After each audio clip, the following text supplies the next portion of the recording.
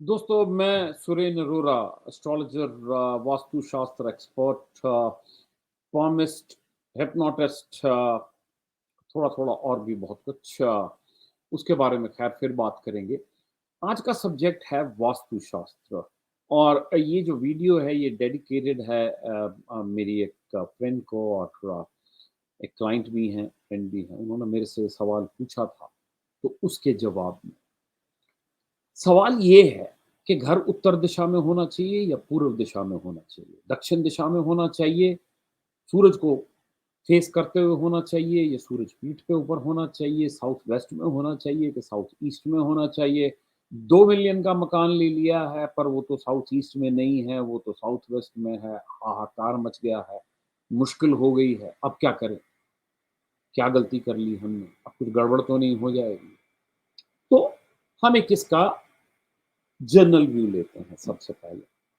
General view ये लेते हैं कि आप अपनी एक कार उठाइए, कोई भी लग्ज़रियस कार का जो आप ड्राइव करते हैं या कोई भी कार आप ड्राइव करते हैं, वो लीजिए और ज़रा अपने एरिया का, अपने इलाके का दौरा कीजिए जिसको कहते हैं, घूमिए, ड्राइव कीजिए। लॉन्ग ड्राइव ना सही, आस-पास के घर देखिए।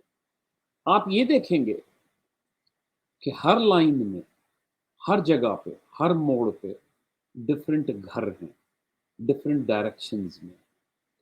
और अगर आप किसी भी लेन का सर्वे करेंगे, तो आपको पता चलेगा कि हर लेन में कुछ घर ऐसे हैं, जो दुखी हैं या परेशान हैं या परेशानी से गुज़र रहे हैं और शायद उतने ही लोग उस लेन में, उसी डायरेक्शन में बहुत अच्छा कर रहे हैं, बहुत अच्छी सेहत में हैं और ज़िंदगी बड़े अच्छे से गुज़ार रहे हैं। आप कोई एक डायरेक्शन उठा लें, कोई भी एक डायरेक्शन उठा लें और उसके साथ उस डायरेक्शन की एक लेन का सर्वे करें और उस लेन की सर्वे करके आप पाएँगे कि हर लेन में लोग खुश भी हैं, लोग उदास भी हैं, लोग परेशान भी हैं और लोग मज़े में भी हैं।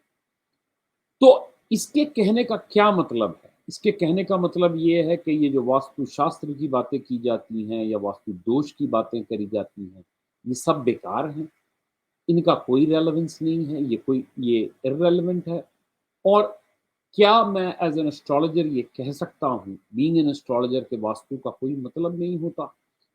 नहीं जी, मेरा ऐसा कहने की कोई मंशा नहीं है। मेरे कहने का मतलब ये है कि अगर आप अपने घर का वास्तु करवाना चाहते हैं या आप अपने घर को खरीदने की सोच रहे हैं, तो सबसे पहले ये जान लें, वास्तु हर इंसान के लिए एक जैसा नहीं होता।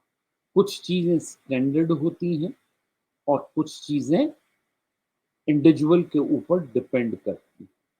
जो चीज़ें स्टैंडर्ड होती हैं, वो सब चीज़ों के ऊपर एप्लीकेबल नहीं करती।